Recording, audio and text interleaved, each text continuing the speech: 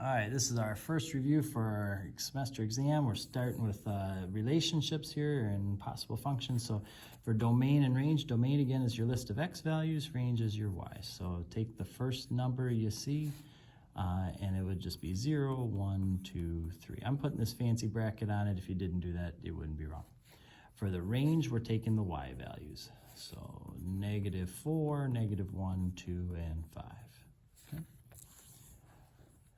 This one says, is this a function or not? Explain. So what we consider something a function, what we're looking at is the domains. Are the domains being faithful? In other words, 2 is going to 5. Does 2 later on go to anything else? And the answer is no. -4 goes to 8. It doesn't go to anything else. 3 goes to 0. 5 goes to 8. It doesn't matter that these go to the same thing. As long as the domains go to one thing, then we would say, yes, this is a function. All domains go to just one range. Okay. But for number 3, we're looking at, we see 1 is going to 2, but then later on 1 goes to 19. Stinking cheater. This is not a function.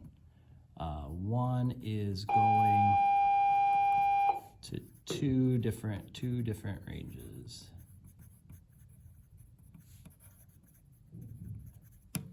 And you can't do that if you're going to be a function.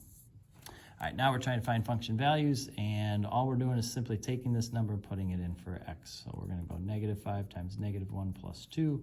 That gives us 5 plus 2, which is 7. Same thing here, put this in for that. We'll get -5 times -2 plus 2. That's 10 plus 2, which gives us 12. Okay. This wants to know when is the function equal to 42. So we're actually going to set -5x plus 2 equal to 42. Subtract 2. And then divide by -5. We're going to get x equal to -8 on that one. Same thing here. We're putting -5 in. We're going -5 squared plus 1. That's -5 times -5, which is 25. 25 plus 1 will give us 26.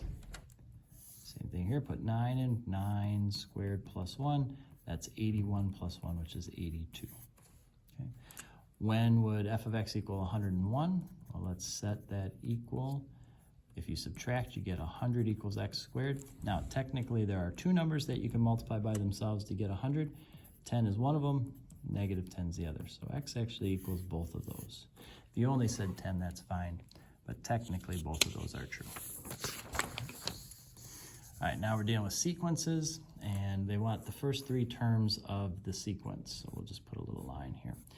So for this first one, if I just put 1 in for n, that's probably the smartest thing to do.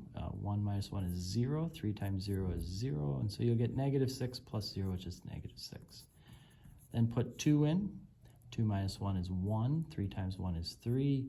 -6 plus 3 is -3. Okay, and then put 3 in. 3 minus 1 is 2. 3 times 2 is 6. -6 plus 6 is 0. So there's your first 3 terms. And all we're doing is just putting 1, 2, 3 in for n. Okay. We'll do something similar over here for number 8. We'll come back to 7. So I'm putting 1, 2, and 3 in and see what we get. So if we put 1 in, that's going to 0 this. So that zeroes this out. We'll just get the 12. If I put 2 in, 2 minus 1 is 1. -7 times 1 is -7. 12 minus 7 gives us 5. Put the 3 in. 3 minus 1 is 2. 7 times 2 is 14. 12 minus 14 is -2. Okay, so both of those pretty similar. This one here is telling you what the first term is. The first term is 22, and then they tell you what the pattern is. The pattern is to -3. So 22 minus 3 will give you 19. 19 minus 3 will give you 16. All right, so that's not too bad.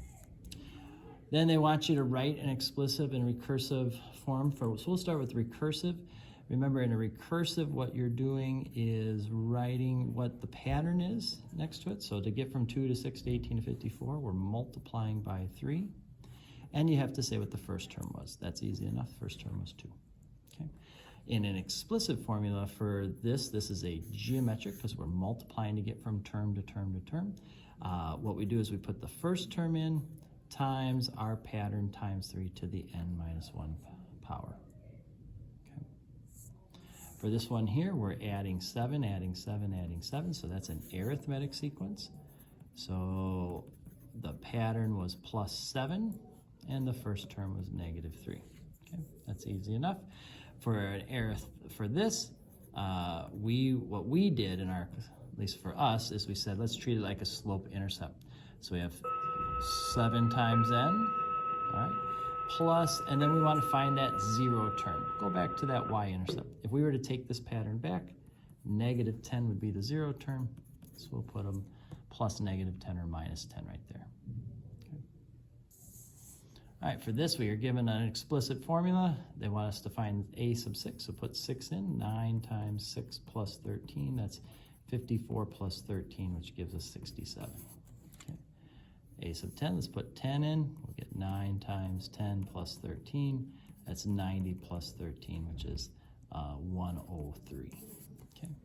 C wants to know which term is 121? So we're gonna set 121 equal to this. Then subtract 13, 108 equals 9n. Then divide by 9 and we get n equal to 12. So the 12th term is 121. And then same thing here, we wanna know which term is 31. So if you subtract 13, you'll get that, divide by 9, we get n equal to 2. So the second term is 31. All right, then we're given situation population is this, and here's the formula for it. What is the population on 2000? 2000 is 20 years after this 1980. So what we want to do is just take our calculator, okay? And we're going to punch in 3260 times 0.86 to the 20th power. And there are now 159.6. We'll round that to 160 people. All right, so this is going down pretty quickly. Went from 3,000 people down to 160 people. What's the rate of population decreasing by? So the 0.86 is our multiplier. 0.86 is the same as 86%, and that's 100% minus 14%. That's your population decrease, your decay rate. So what is it decreasing by? It's decreasing by 14%. Okay. And in what year will we have less than 40 people? So when we did 20 years later in the year 2000, it was this. So what I'm going to do, I'm just going to grab that. I'm going to change the 20, say to 25. Okay, now that's still 75 people. We want to be under 40, so I'll grab that. Let's change that to 30.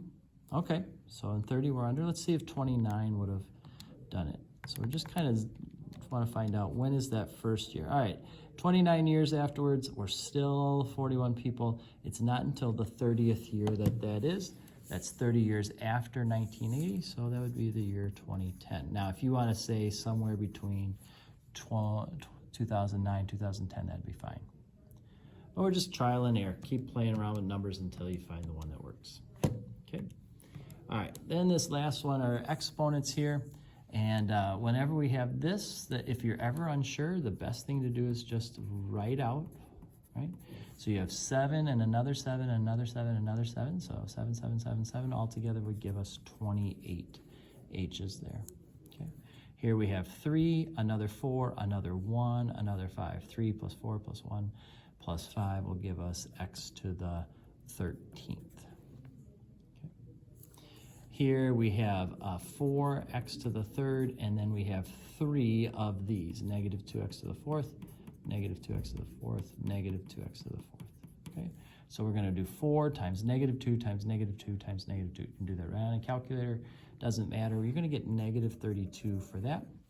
And then you have 3 x's, another 4, another 4, another 4. If you put those all together, that's 15 x's all together. This here says that you have 4 of these, so 2x to the 4th over 3, 2x to the 4th over 3, 2x to the 4th over 3, 2x to the 4th over 3, and do that 4 times. So 2 times 2 times 2 times 2 is 16. 4, 8, 12, this would be 16. And 3 times 3 times 3 times 3 is 81. Here we've got 24 divided by 6. So we just look at the numbers. 24 divided by 6 would be 4. We have 4 x's on top and 8 x's on the bottom. These 4 x's on top will cancel 4 of these on the bottom. That'll leave us with 4 x's on the bottom. So I'm going to make a space here. Oops, sorry. We bump that. So the 4 is on top, x to the 4th goes on the bottom. Okay, these 3 y's will cancel 3 of these, and we'll have 3 y's on top. This z will cancel 1 of those z's and leave us with 4 z's on the bottom. Okay. All right, this one we need to do this 3 times first. So 3x to the 3rd, y to the 4th, 3 times. All right, we can write it out, or maybe you can just see it. Either way, we're going to go 3 times 3 times 3, which is 27. Then x to the 3rd, x to the 3rd, x to the 3rd, that'll give us x to the 9th. Y to the 4th, y to the 4th, y to the 4th will give us y to the 12th. All right. 27 divided by 9 is 3. These 5x's cancel 5 of those, leave us with 4 left over. These 3 y's cancel 3 of those, leave us with 9 left over. Nothing on the bottom, everything on top. All right, for this one here, anytime we see something to the 0 power, that means it equals 1. We can get rid of that altogether.